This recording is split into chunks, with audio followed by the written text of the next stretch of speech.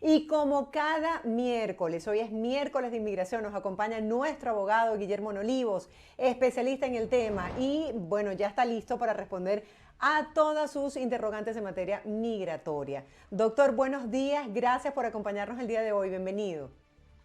Hola, buenos días Marjorie, ¿cómo estás? Qué chévere volverte a ver como todos los miércoles o jueves, dependiendo. Así es, dependiendo de si hay, Corte de o si no hay tiene corte. audiencia o no, corte, correcto. Correcto, sí, sí. Qué bueno verlo como cada miércoles con ese espacio tan espectacular. Gracias, doctor, por acompañarnos. Gracias, gracias. Pues siempre aquí a la orden. Mira, y tenemos noticias nuevas que anoche salieron y no habíamos tenido tiempo de discutir, pero fíjate que un juez federal bloqueó una de las medidas de esta administración en donde básicamente se pone un orden al tipo de personas que el gobierno tiene prioridad para deportar del país.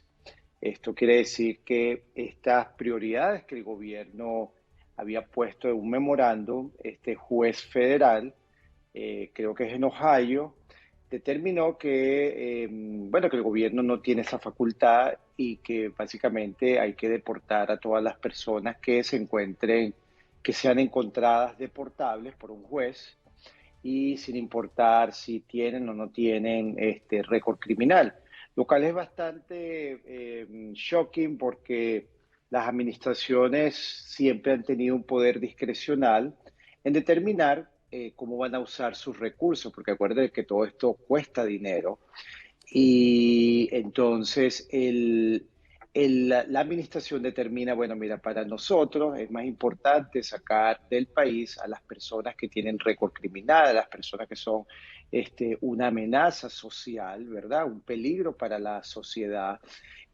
o han cometido actos terroristas, etcétera. Entonces, bueno, se espera que la administración de Biden apele esta decisión de este juez y entonces, bueno, esto será un cuento que llegará probablemente hasta la Corte Suprema. Esperemos que la Corte Suprema restablezca el orden, porque esto es una manera de administrar los recursos que el gobierno o el Poder Ejecutivo está capacitado para hacerlo. Doctor, otro tema que preocupa mucho es el tema de la doble nacionalidad. ¿Esto podría afectar a una persona que esté interesada en solicitar asilo en Estados Unidos? También es importantísimo hablar de eso, Marjorie, porque estamos viendo especialmente con este flujo de paisanos, de inmigrantes de otros países que llegan a Estados Unidos, cruzan la frontera, pero no se percatan que el hecho de que vienen de un tercer país o que han adquirido una residencia permanente en ese tercer país o inclusive la nacionalidad, pudiese afectarlos en el resultado de una solicitud de asilo. Al parecer, pues las personas al tomar estas decisiones de venir por la frontera no analizan todas las variantes y las características de sus casos y que pueden tener un impacto negativo a la hora del gobierno tomar una decisión si se pueden quedar o no. Entonces, fíjate, por lo menos una persona que tiene doble nacionalidad llega a Estados Unidos por la frontera, su única defensa sería una solicitud de asilo. La ley dice que si usted tiene doble nacionalidad, va a tener que demostrar persecución tanto en el país de donde se fue de persecución como en el país de segunda nacionalidad. Si ese es el país donde usted venía o estuvo viviendo, como ocurre con muchos paisanos que también tienen nacionalidad colombiana, entonces va a tener que demostrar efectivamente que la persecución ocurrió en Colombia también. Entonces, es un tema bastante importante porque, y lo veo mucho en las consultas, las personas no saben esto, no están al tanto y quedan en shock, en sorpresa, cuando uno les dice que si tienes una residencia permanente, por ejemplo, en Chile, vas a tener bastante problema en que un juez te apruebe tu caso. Doctor, ¿esto tiene que ver también con las residencias que son temporales, como el caso de Colombia? No, si tú demuestras que la residencia es temporal y que solamente te permitía estar en ese país un año y tenías que estarla renovando constantemente, ahí sí puede haber un argumento que tú no estabas reasentado en ese tercer país y por lo tanto no se te debería aplicar esta prohibición de que te otorguen el asilo en Estados Unidos. Pero eso requiere demostrar también que es una residencia temporal. Y al final de todo esto, el juez evalúa las condiciones acumuladas del caso, o sea, cómo vivía la persona en ese país, qué problemas tenía, si le era fácil obtener vivienda, conseguir trabajo, para llegar a una determinación que la persona no se encontraba asentada firmemente en ese tercer país. Perfecto. Doctor, el tema recurrente cada semana definitivamente es el permiso de trabajo. Y nos preguntan si aún es necesario ser miembro de la organización ASAP para que los permisos de trabajo lleguen más rápido. Bueno, acuérdense que hablamos de la otra vez, Marjorie, que había ya una decisión del juez federal, de otro juez federal, donde daba por sentada la queja que introdujo dos organizaciones migratorias en contra de una posible cambio en las regulaciones en cuanto a trámites de permiso de trabajo de asilados. Esto quiere decir que volvimos ahora al esquema anterior. No hace falta ser miembro de estas organizaciones, Okay. pero de todas maneras, yo sigo inscribiendo a mis clientes porque esto siempre es como un juego de cascada, que hasta que esto llegue al final abajo a los empleados que tramitan este tipo de casos, pues puede pasar un tiempo. Claro. Entonces, yo sigo inscribiendo a mis clientes en esta organización, sigo anexando la tarjeta de membresía para que entonces estas tarjetas sean procesadas más rápidamente. Perfecto. Doctor, un televidente nos escribe y dice, estoy en proceso de asilo, ya fui a la entrevista y me llegó un sobre que dice re-interview. ¿Qué significa esto? Bueno, mira, eso significa que te van a volver a hacer una entrevista, una segunda entrevista. Puede ser que quedaron puntos fallos en la entrevista, el oficial no pudo terminar con el tema, con los problemas que tuviste, o después que estaba analizando el caso para tomar una resolución, el coordinador quizás no estuvo contento con las notas que el oficial tomó o hay dudas en el caso en cuanto a si va a ver si en verdad hubo persecución o no hubo. Esto puede ser una buena señal, una nueva oportunidad para la persona de reiterar su miedo de persecución, de aclarar cualquier punto que no estuvo claro en la entrevista inicial. Claro, es como una nueva oportunidad para mostrar más evidencias o para presentar mejor el caso, ¿correcto? Sí, Marjorie, es básicamente eso. O sea, si tú de repente te llegó una carta nueva de un testigo, pues aquí puedes presentar esta carta. Si te diste cuenta que hubo algo que no se explicó claramente, pues entonces ahora vas a tener oportunidad de hablar de ese punto con mayor claridad, con mejores explicaciones. Pero Yo acuérdate nada más que también me que imagino, doctor, el nivel de nervios que debe sentir una persona cuando va a estas entrevistas. sí, Mario, o sea, esto, tú has pasado todos hemos pasado por procedimientos migratorios y sea cual sea, el nivel siempre es bastante estresante. Ahora, imagínate tener una entrevista en un país extranjero ante un oficial de inmigración que no habla tu idioma, es bastante fuerte. Doctor, ¿uno puede ir a estas entrevistas en la compañía de un abogado o no? Bueno, yo se los recomiendo que siempre lleven un abogado para las entrevistas de asilo, ya que inclusive la conducta de los oficiales de asilo cambia un poco cuando tú estás en presencia de un abogado. No quiere decir que todos los oficiales de asilo tengan una conducta un poco fuerte, pero a veces sí se dan los casos que tú puedes darte cuenta que el oficial tomó una conducta que a lo mejor no era la debida. Buenísimo. Eso es importante porque no es lo Ujú, mismo ir uno solo cuando no conoce de pronto bien el idioma ni los derechos a estar acompañado con el respaldo de un abogado que sí hace valer esos derechos. Una pregunta, ¿los correcto. oficiales, ellos están al tanto de la situación que estamos viviendo en Venezuela? O sea, ¿se sabe qué es Venezuela? Bueno,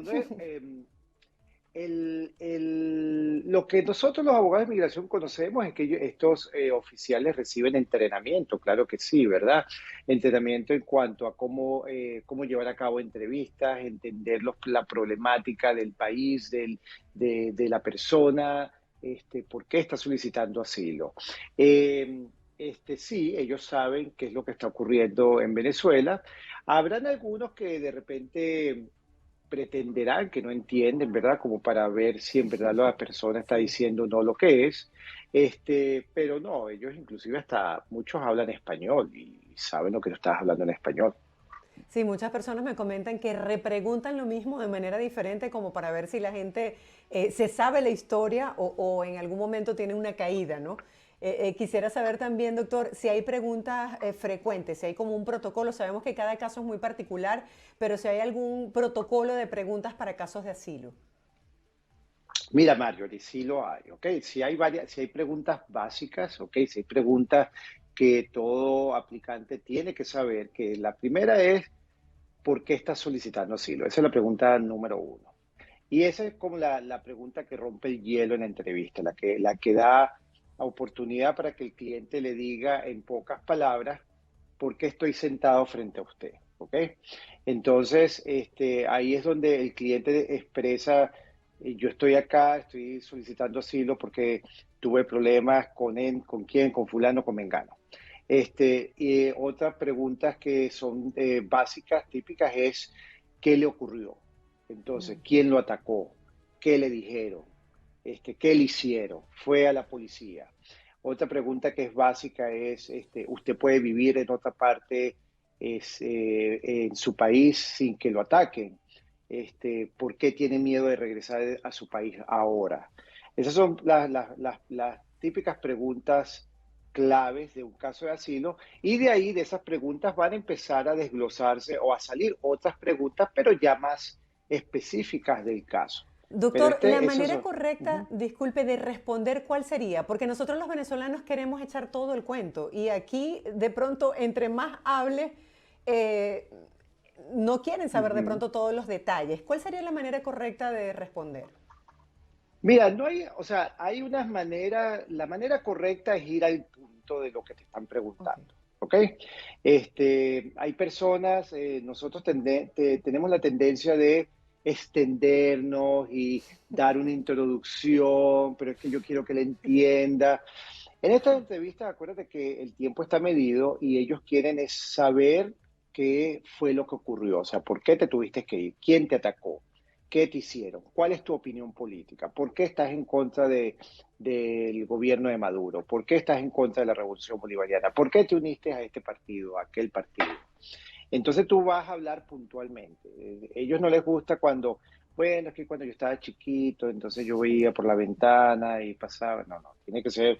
No, en la universidad, mientras estaba estudiando, me uní al grupo del centro de estudiantes, me uní ya que oí una charla de una persona, me interesó lo que estaba hablando y acudí a más reuniones y vi que lo que ellos estaban planteando me interesaba, entonces me uní. Y fue gracias a fulano de tal que entonces empecé a ir más seguido a este tipo de reuniones porque él me invitaba o ella me invitaba, etcétera. O sea, son hechos puntuales, trascendentales. Ellos no quieren escuchar Sí. toda la historia, pues, porque hay un tiempo para eso. No, al menos que te la pida, al menos que te diga, Ok. bueno, pero hábleme un poco más de esto, pero es bastante extraño, es siempre muy puntual y siempre hay que tratar de responder en oraciones cortas, ¿verdad? Para que el traductor, porque vas a tener un traductor, ese traductor tiene que traducirle al oficial y si tú hablas y hablas y hablas y hablas, el mensaje se pierde. Perfecto. Gracias, doctor, por todas estas Ujú. recomendaciones. Importante prepararse y saber Sí, cuáles son son muy, los lineamientos que aplican para estas entrevistas.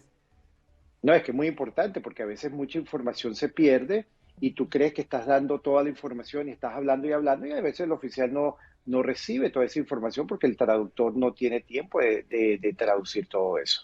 Doctor, ahora se está haciendo una solicitud de extensión del TPS. ¿Qué pasa si se extiende? Vamos a comenzar ya con las preguntas porque ya tenemos varios televidentes que se están Ujú. sumando con sus preguntas como cada semana. ¿Qué pasa de lograrse la aprobación de esta extensión? ¿La gente tendría que renovar de nuevo su TPS? Sí, Marjorie, hay que hacer nuevamente el trámite, o sea, es como una extensión de lo que ya se hizo inicialmente.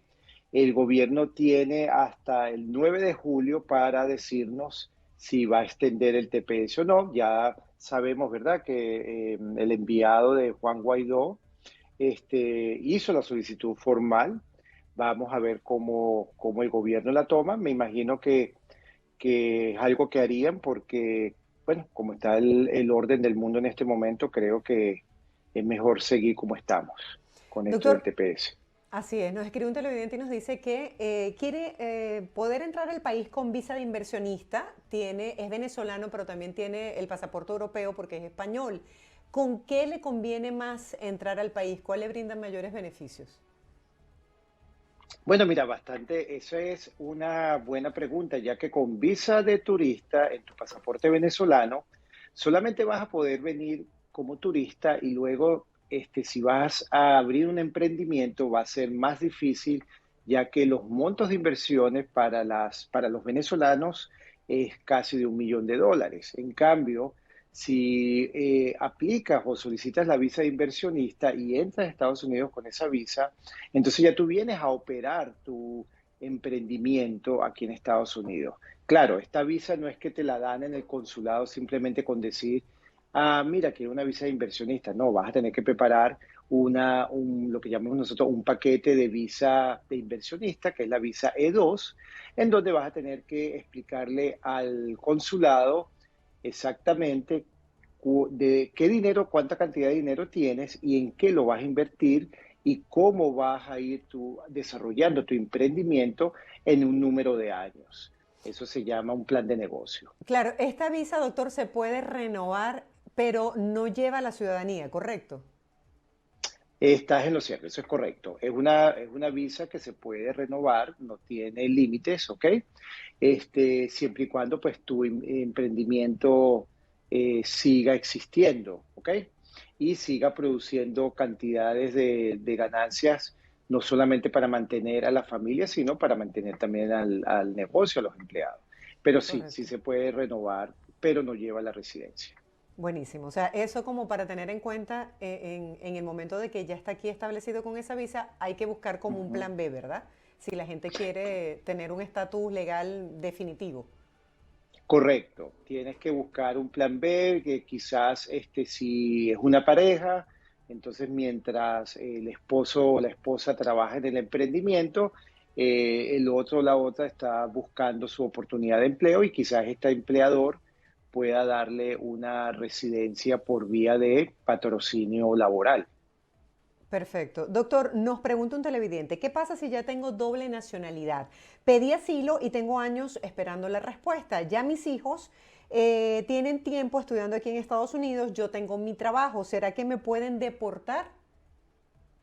No, si tú estás con tu caso de asilo y no ha habido una determinación, tú sigues estando aquí en Estados Unidos con permiso para permanecer en el país mientras tu caso de asilo esté en proceso.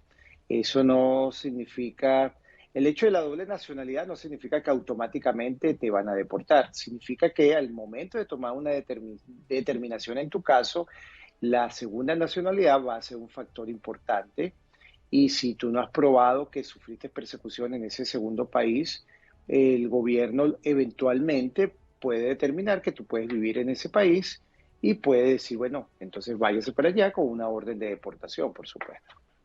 Doctor, un televidente nos pregunta, nos habla de su caso, está en un caso de asilo, nos dice que estaba esperando, le dieron la audiencia, el abogado no asistió y está preocupado porque no sabe si esto le puede afectar en su proceso. Lo que no tengo claro es si tuvo audiencia en la corte o si tuvo una audiencia en la oficina de asilo, pero de todas maneras, si usted contrató un abogado y el abogado no fue, yo le recomiendo que, bueno, busque un nuevo abogado, porque si usted está contratando los servicios de un abogado es para que lo represente. Entonces, esto ya no es una señal muy confiable en cuanto a los servicios que este abogado le está dando, ¿ok? Y usted puede hablar con el juez y decir que lamentablemente su abogado no asistió, pero que usted está allí y que está en el proceso de buscar un nuevo abogado porque no está contento con lo que ocurrió. Sí, me informó producción que es justamente una audiencia en la corte, pero sí hay como una Ujú. oportunidad que se le brinda a la persona para que busque una nueva asistencia.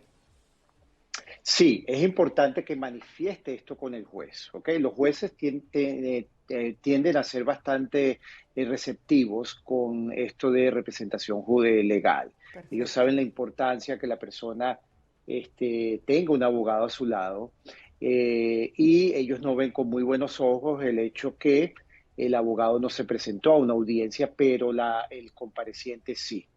Entonces, ahí hay traductores en la corte, cuando llegue su turno de hablarle al juez, no tenga miedo, el juez no se lo va a comer, dígale simplemente, mire, señor juez, yo estoy aquí, hoy es mi audiencia, yo contraté un abogado, el abogado no vino, pues estoy sumamente en shock, que me siento que me defraudaron, me estafaron y necesito conseguir un nuevo abogado. Entonces, denme un plazo para yo venir con un nuevo abogado. Yo tengo el caso de un familiar, doctor, que estaba en un nivel de desesperación tal que le pasó eso con el abogado y solicitó defenderse a sí misma. Le dieron un tiempo para prepararse, expuso su caso y lo ganó. Un caso de Ah, asilo. wow, Eh, wow. eh, eh, Felicitaciones. no, le dieron el tiempo y la apoyaron en ese proceso para Ujú. investigar cómo estaba fallando el sistema de salud y cómo sus hijos se veían afectados por todo este tema, en la persecución. Ella se convirtió en su propia abogada, estableció su defensa, pero bueno, creo que esos son casos atípicos, ¿correcto?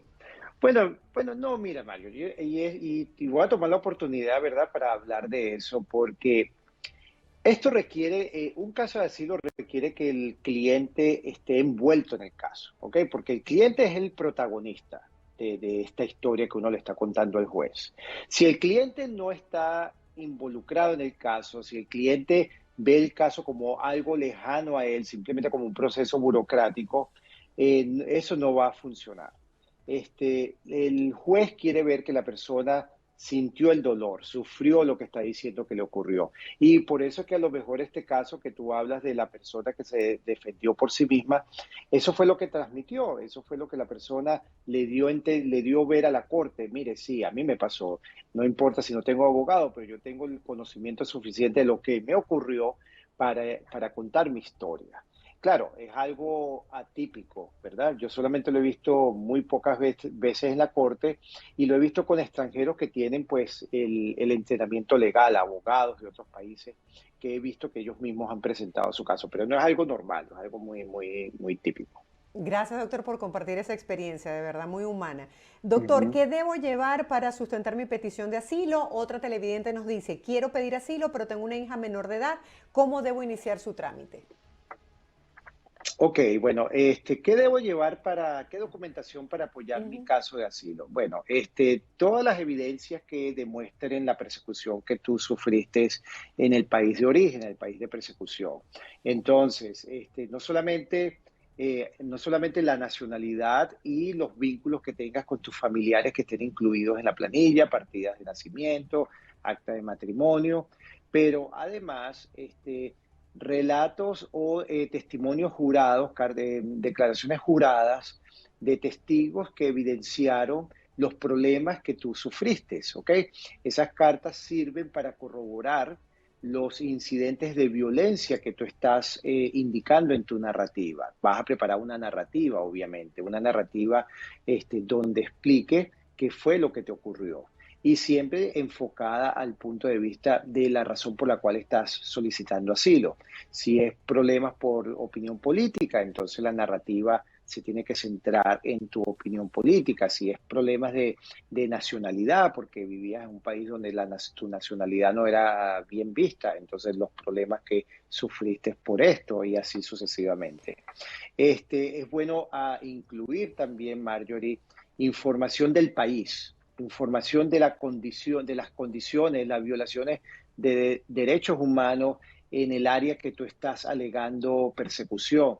Entonces, si estamos hablando de opinión política, entonces la persecución contra opositores en ese país. Si estás hablando problemas de religión, persecución de personas que practican religión en ese país. Abogado, y muchas personas nos dicen que al vencerse el permiso de trabajo, pues se les acaba su oportunidad de trabajar de manera legal aquí en los Estados Unidos, se les expira también la licencia.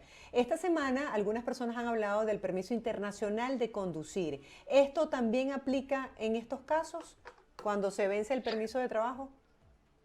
Bueno, para lo que es licencia, pudieses intentar con ese permiso internacional de conducir para seguir manejando. Claro que puedes intentar esa alternativa. Pero sí, es lamentable que cuando se vence el permiso de trabajo y se vencen los 6 meses siguientes de extensión, no hay manera de que las agencias de motores y vehículos de los distintos estados te den un permiso, aunque sea interino, basado en que tienes un caso en proceso. Es algo que no entendemos por qué hasta a estas alturas todavía no se puede hacer en este país. Doctor, gracias por responder a todas nuestras preguntas. Siempre nos quedan preguntas que se las estaremos enviando a través del correo para responder. Muchísima gente queriendo buscar asesoría. De verdad, mil gracias por dedicar este tiempo, esta ventana informativa para atender a todas las personas que nos llaman. Allí están los números telefónicos del doctor Guillermo Nolivos. Que pase una semana excelente. Gracias, Mayor, y gracias nuevamente por las preguntas a los televidentes, a los que nos ven. Y bueno, como siempre, mande sus preguntas para la próxima semana, entonces ya nosotros tenerle la respuesta. Y bueno, atento siempre a cualquier modificación, cambio en la ley, se lo estaremos notificando por esta vía.